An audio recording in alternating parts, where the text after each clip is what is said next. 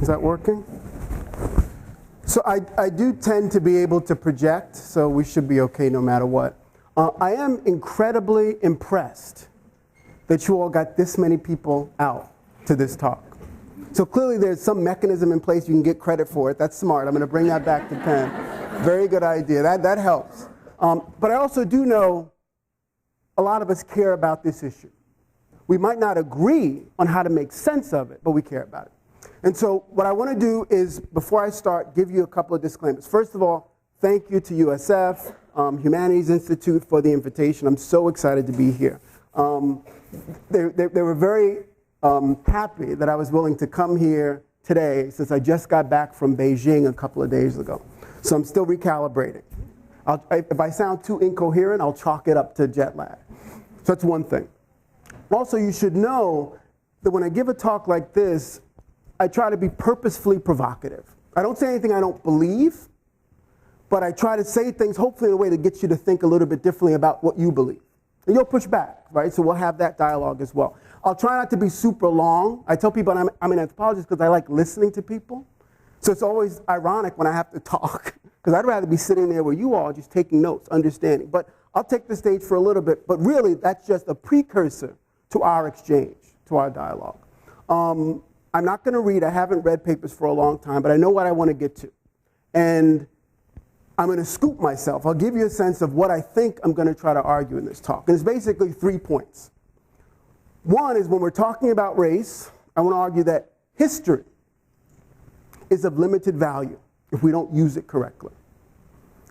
That a version of understanding race as what we call socially constructed, which is a very anthropological position on race, and we'll talk about what that means and why it's valuable. Even that's of limited value if we're not talking about its links to social constructionism in a particular kind of way. At least I'm going to try to make that case. And then the third thing is, I want to say, actually, conversations, dialogue. We're always calling for discussions about race. That those are of limited value if we're not discussing race properly. If we're not trying to figure out what our finish line is and what we want to get out of the dialogue. Right? So those are the 3 big areas: history, social constructionism, and the very idea of conversation. We can invoke them all the time. We can use those 3, I would argue, productively or counterproductively. Right? So that's the basic premise of my talk. Hopefully that makes sense. Sounds okay? And what I want to start with, so I'm always, no matter what, an anthropologist. For better or worse. Some people would say for worse. Sometimes I think for worse. But at its best, I think the discipline of anthropology has a huge investment in this discussion about race. What its significance is, how we mobilize it, what it means for the kind of society we can produce. And so I want to begin with just what I think is one interesting tension, almost a kind of paradox in the way I was taught to think about race as an anthropologist in the 1990s, which is when I was trained in my PhD program. Because I want to argue that we were given 2 almost diametrically opposed ways of understanding the value of an analytic around race, right? And so I'll tell you what I mean. So one thing that we got drilled into us, and I was trained as a culture anthropologist, and one of the things we wanted to make sure we got out to the world was that race, the idea, the concept of race, isn't biologically real. How many folks have heard this idea before? Do we know what the argument is behind that claim? You think you could lay it out, delineate it? So one of the things we were taught from an anthropological perspective was exactly why we can push back against 2 obvious naturalizations of this notion, this taxonomy we call race. There are a whole bunch of ways to do it. If you want, we could do that in Q&A, but I won't spend a ton of time on that. But the point was, race isn't biologically real. That was the mantra. And our claim was, if we could just get people to understand that, hopefully it would inoculate them from the worst versions of what we use race to do in the larger social world. Right? That if we can convince people race isn't biologically, genetically real, right? That it's a production, a cultural and social production, their relationship to the concept will change. Their investment in it will change, even diminish. So that was what was happening in one part of the curriculum, right? But at the very same time, we were being told something I would argue that kind of operates at cross purposes with that, which is this idea that culture, the notion of culture, is incredibly valuable, powerful, and has productive force on its own terms. Right? So the first question is, what do we mean by culture? And I won't go through a whole rigmarole, but you should know for an anthropologist, the operative question would be, what is not culture? Everything you care about, that you cherish, that you're willing to fight for, die over, that's the stuff of culture. It's stuff that isn't hardwired into you. You don't come out of your mother's womb with it. You have to be taught. And you're not taught in some vacuum. You're taught the same thing other people in your social environment are taught. So you share those learned ideas. And then you in turn pass them on to the folks who come behind you. And most of the stuff you think about, if you had a thought bubble in your head about all the things that you think about day in and day out, that's the stuff of culture. And the idea was culture on its own, right, as a sui generis thing, distinctive from biology, is powerful. It works. We used to call it second nature, right, because it feels so instinctive. We don't have to think about it. We just do it. When culture works, it feels natural. And so we were being told that things can be cultural, and being cultural actually means they can be incredibly powerful in their ability to inform decisions we make individually and as a society about how our world should be. And in some ways, those two things, I would argue, are very different ways of slicing into this question of race. Because if we take the latter seriously, we realize that it's not enough, necessarily, to simply deconstruct or denaturalize or deontologize. I like fancy words. I'm an academic, after all. The notion, the category of race. It's not enough. But at the very same time, I would argue we were being trained to put all of our analytical eggs as critical race theorists and scholars in that deconstructionist basket. And we need to be doing other things besides just proving to people race isn't biological. Because you can make that case. You can win it. And people can still go about their business of doing some really pernicious things under the auspices of racialized thinking. So one example of this, and I bring this up in the book, Racial Paranoia, is a guy named Leo Felton, who got famous in about 1999. Anyone here heard of Leo Felton? Yeah, so, I mean, you've heard of probably people like Felton. So I'll give you just a very short description of why I think he's such a fascinating character to think with. We're talking about race and this relationship between culture and biology or nature. So Leo Felton in 1999 got arrested in a Dunkin' Donuts in Boston, Massachusetts for passing off fake bills, right? But that's not the reason why it eventually became a national story.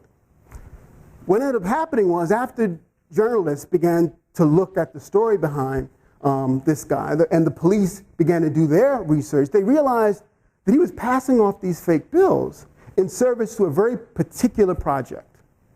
It was a project linked to a neo-Nazi organization that was determined to blow up Jewish monuments all throughout Boston, Massachusetts. So they were trying to fund their terrorist activities. Right? That was the project. But even that wasn't the reason why Leo Felton became this interesting sort of news item in 1999. When they delved a little deeper, what they found out was that Leo Felton actually was, quote unquote, passing for white in this neo-Nazi organization. Now, he wasn't passing because he was doing some expose for the New Yorker or Harper's Magazine about neo-Nazi skinheads. No, he was passing because he said very clearly that most of his compatriots were what he called racial materialists. They thought race was in blood and biology and genetics. And he said he realized very early on that race has nothing to do with that. So even though he was a child of a black father and white mother in the 1960s, he felt, he invested in, his commitment was to this notion of whiteness. And he only had to pass because he realized that the other neo-Nazis weren't quite as enlightened as he was, right, about how much flexibility we have with our identities.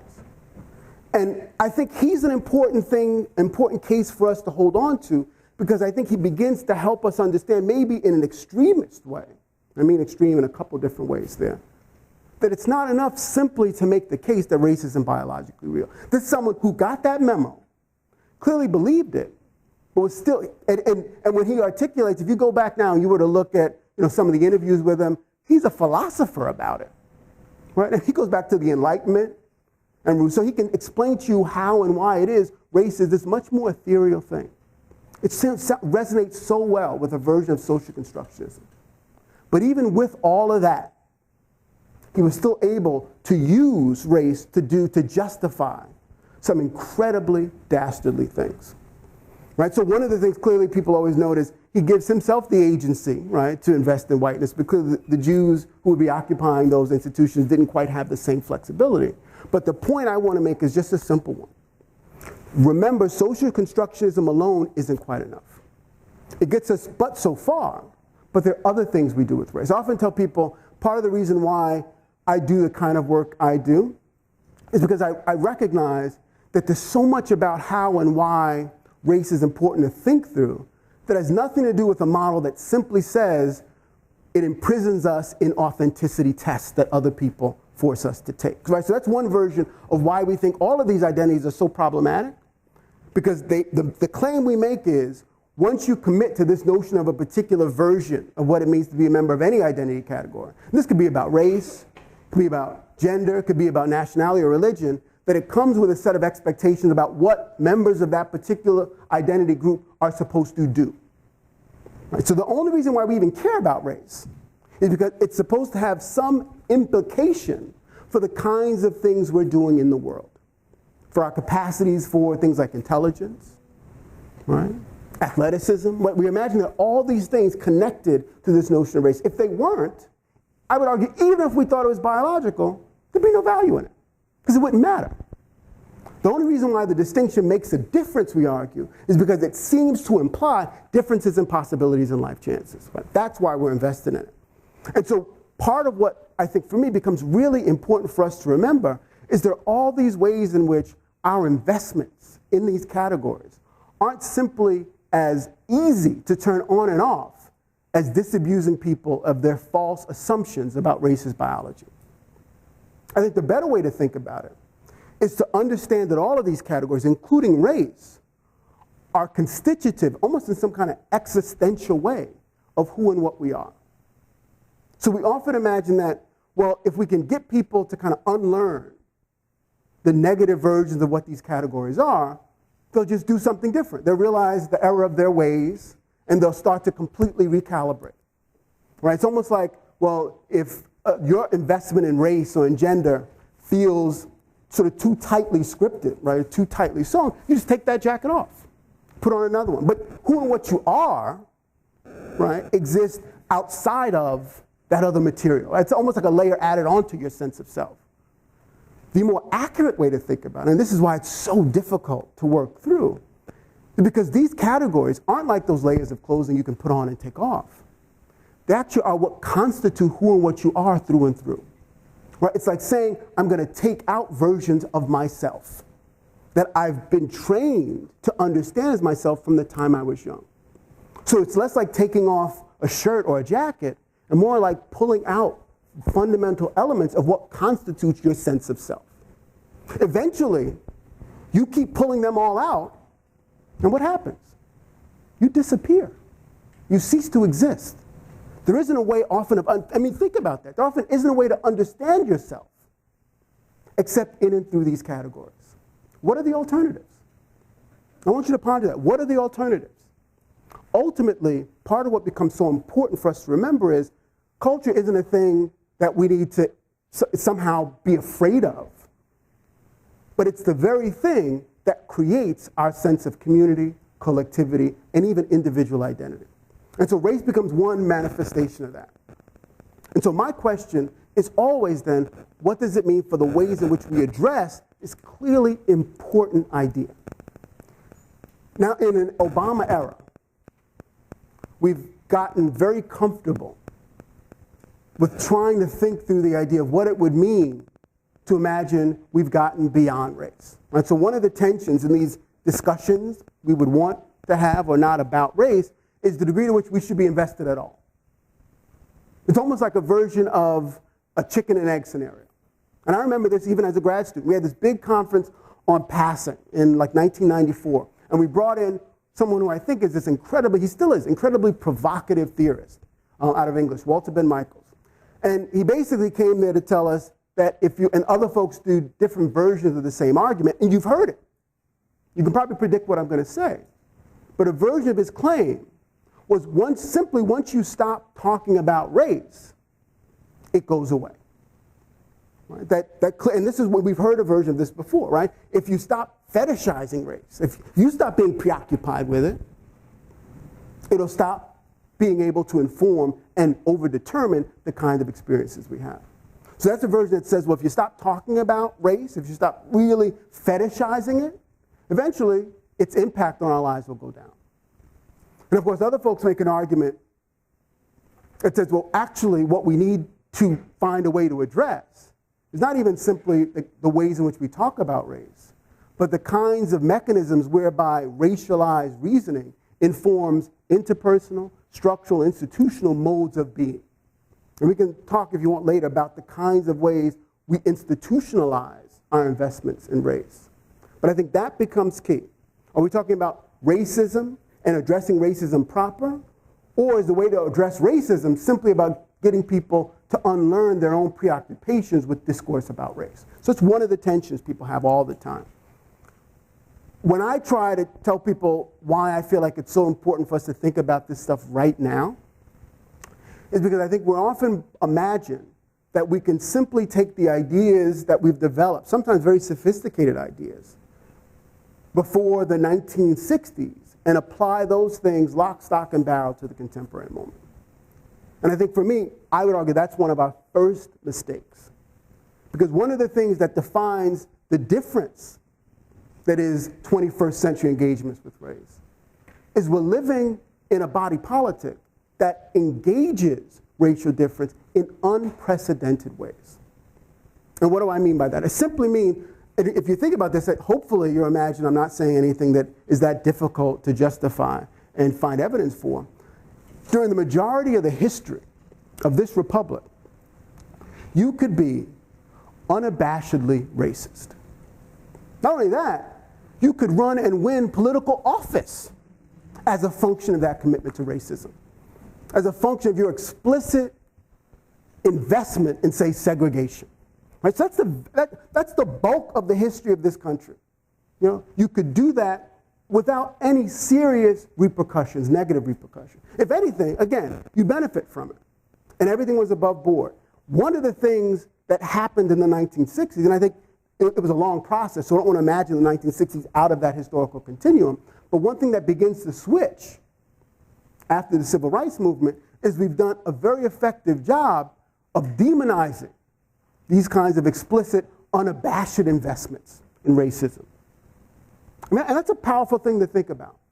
And it's a relatively newfangled way to negotiate the larger multiracial polity. Right? It is to say, in the contemporary moment, it's actually probably not a good thing for you professionally or politically or in any other context to be unself-consciously and unapologetically committed to racial chauvinism. I mean, and if you think about it, that's an incredible victory given the history of the country. And it means we have actually come a long way. But I would also remind people then is there's something about that moment that actually means we have to think about completely new conceptual frameworks to understand how we negotiate this terrain. The example I use is when I did field work in graduate school. I did it up in Harlem, New York. And you know, I was talking about race and class and how black people in Harlem, New York think about class differences within the black community. And the degree to which those understandings of class also inform how they understand racial solidarity and racial collectivity, right? So how do people on the ground vernacularly understand these categories? What do they do with them? And I thought it was fascinating. One of the reasons why I even did the study is because at the time, most of what you heard in the social sciences, out of sociology and anthropology and other places, was that there were these two worlds of black America. There was a black middle class in the suburbs, a black underclass, quote unquote, in the inner city, and so that never the twain shall meet.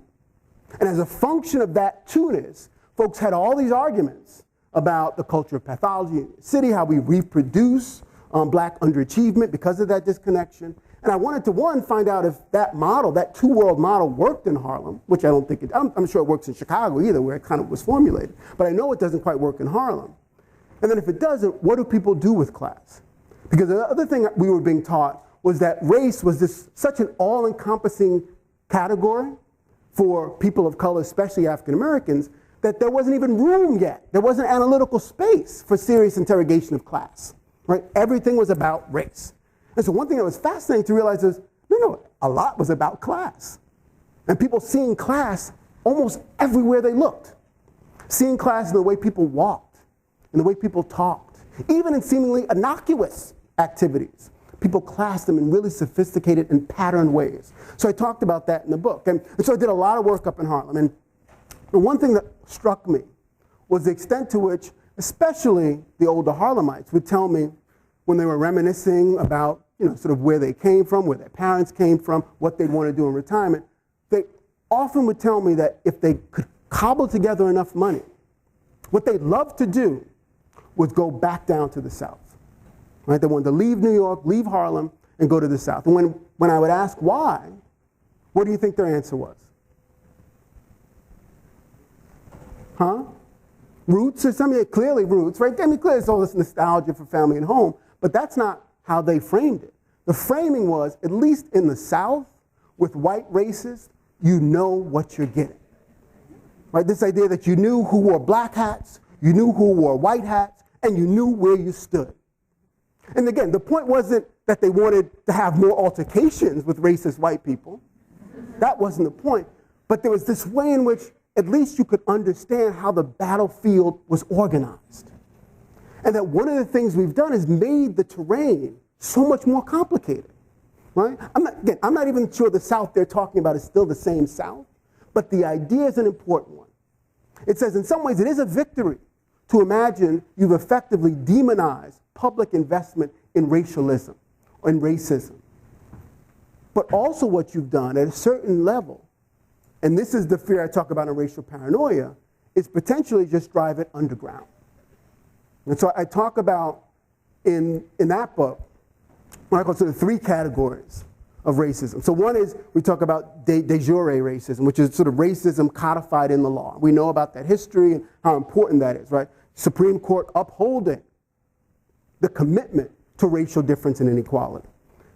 You get rid of that, you attack that, and clearly we all know that part of what we're trying to figure out is the extent to which we've done an effective job at pulling these sort of racialized coordinates out of the legal code. But that's one thing I think we've done a pretty good job on.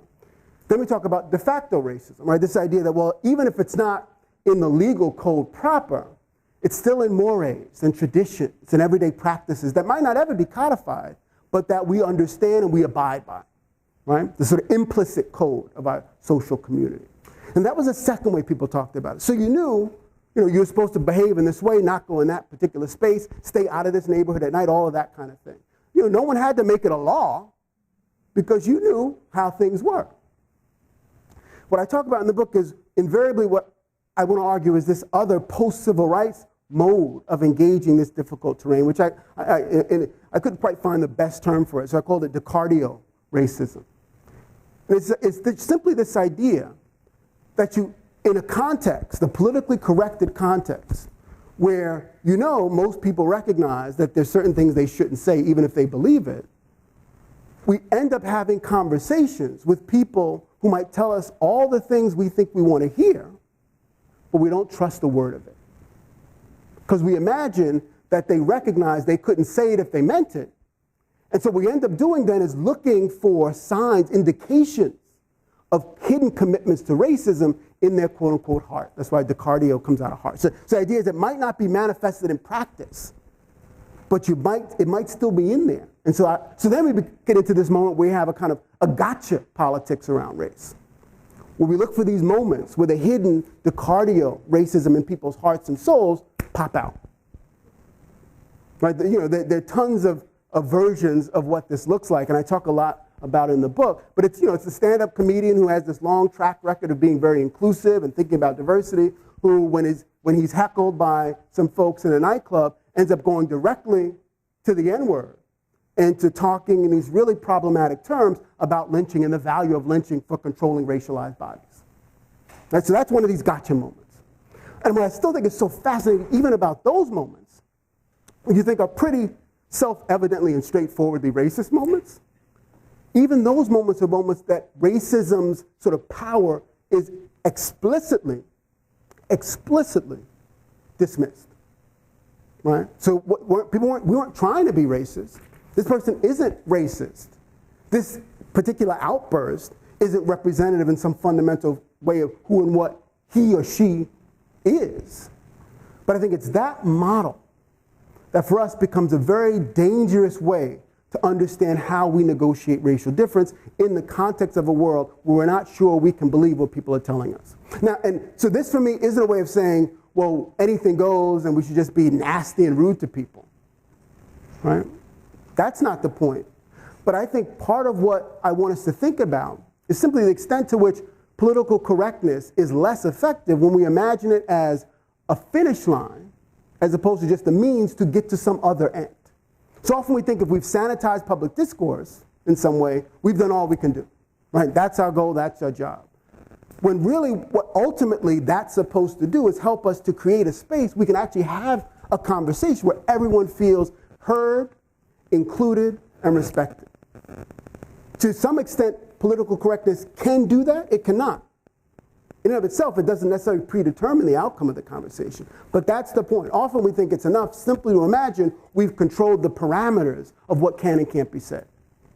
Now, I think that's confusing the ends for the means and the means for the ends. So that for me becomes a very important way to understand why that becomes part of what's so problematic in most of our conversations about race.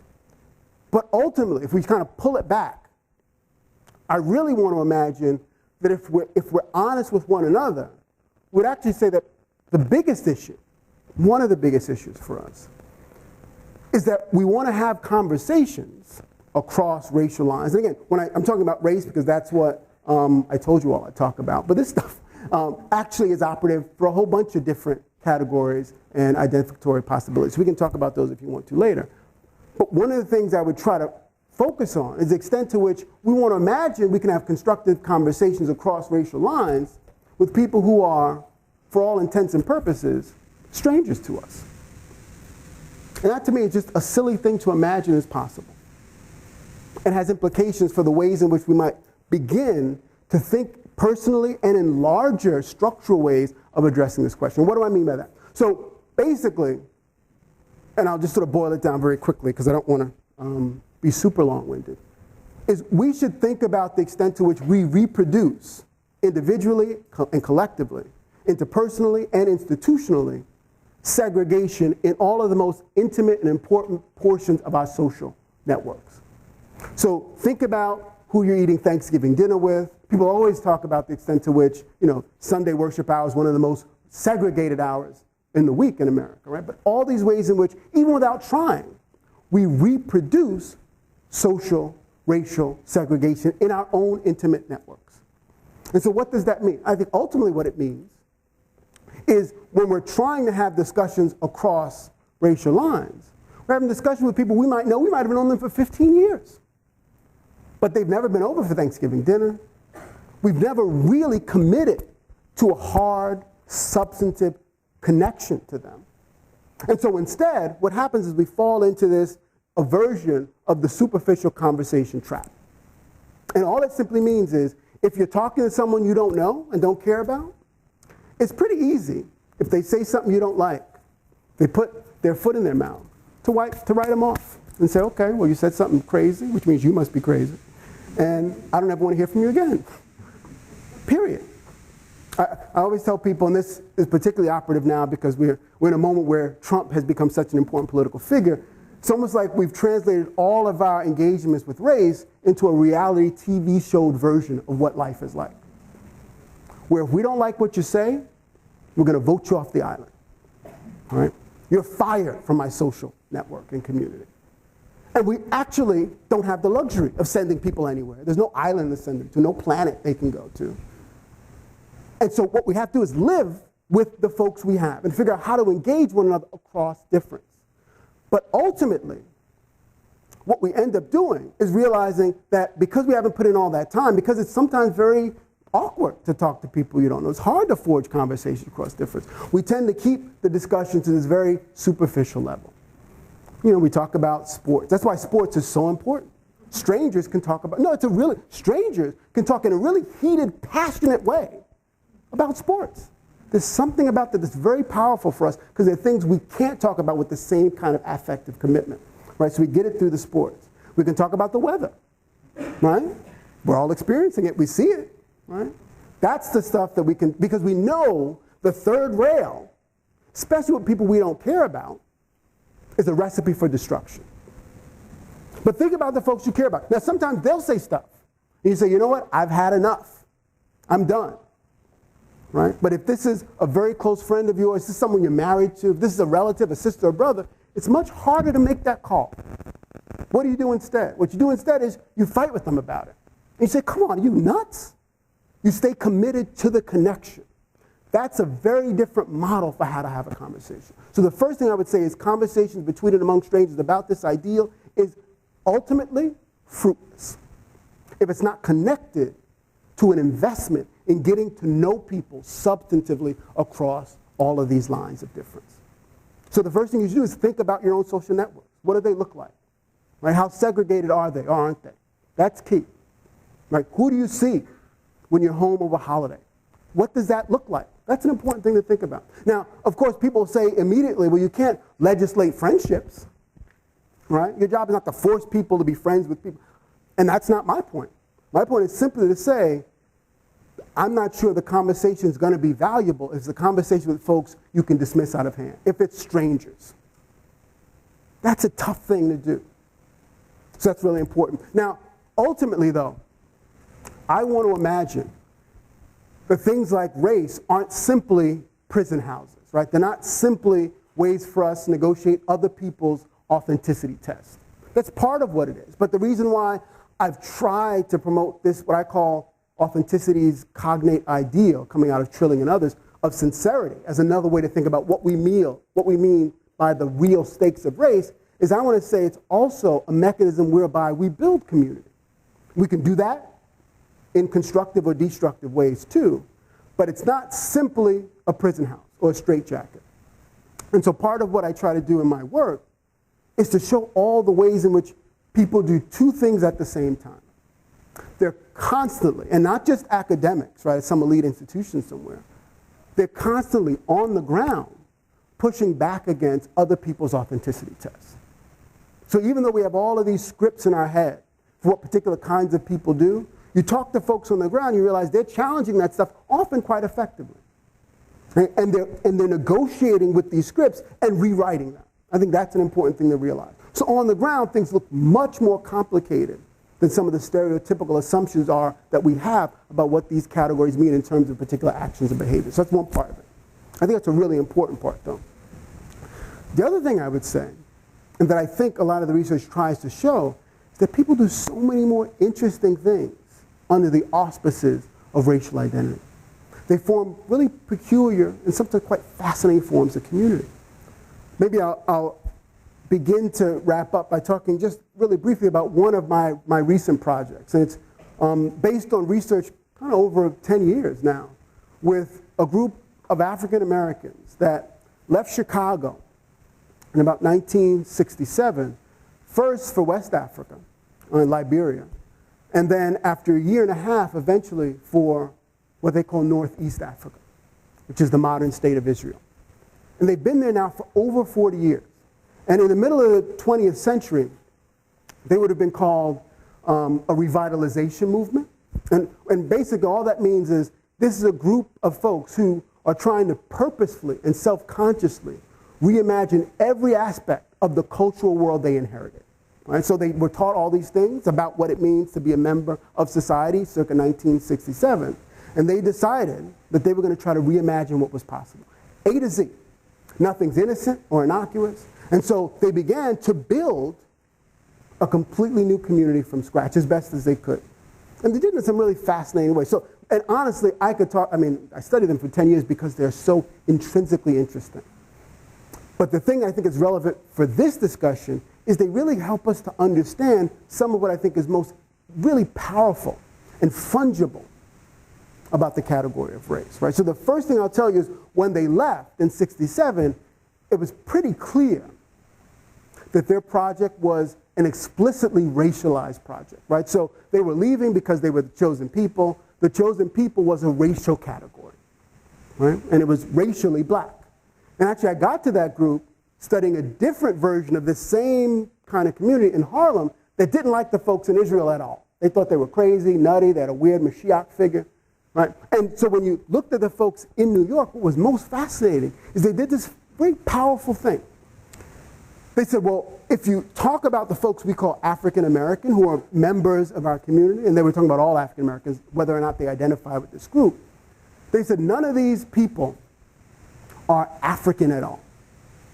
They have no, and they didn't just mean that, so they meant it symbolically, but also meant it historically, genealogically, ancestrally, right? So their claim, it was a claim that they based on their own research and what they would imagine to be empirical evidence to this fact, was that, quote unquote, African Americans weren't Africans at all. They were Hebrew Israelites. Africans were different peoples entirely. They were maybe Hamites, maybe Cushites, maybe Ishmaelites and Hagarenes, but they weren't Israelites. And that difference was fundamental. It could not be traversed. And it meant they had a diaspora, but it was an indigenous diaspora that linked African Americans with indigenous populations all across the Americas and completely short-circuited any discussion of Africa at all. Again, Africans were different people. I mean, in some ways, I think you hear what I'm saying, but you're not even getting it because you're like, how is this possible?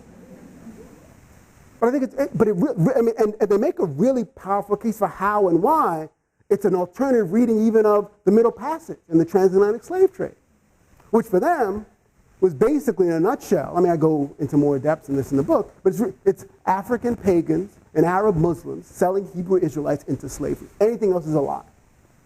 So their claim is, well, how did they know who to take out of Africa? They didn't belong there. They didn't belong in the rest of Africa. They were Israelites who had been displaced, right? That's it. And so it's this really fascinating counter-history. And they do, I think, a very powerful job. And I'm not just saying this because I'm an anthropologist who tries to be respectful of cultural difference.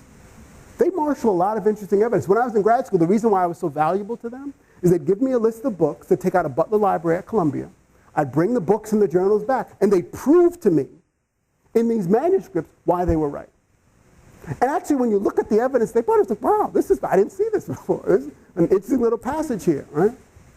But my only point is simply to say, part of what that group was doing was reimagining their own connection and commitment to race. They had all these other things, like, for instance, the only way to be in the community was if you were patrilineally black or an Israelite.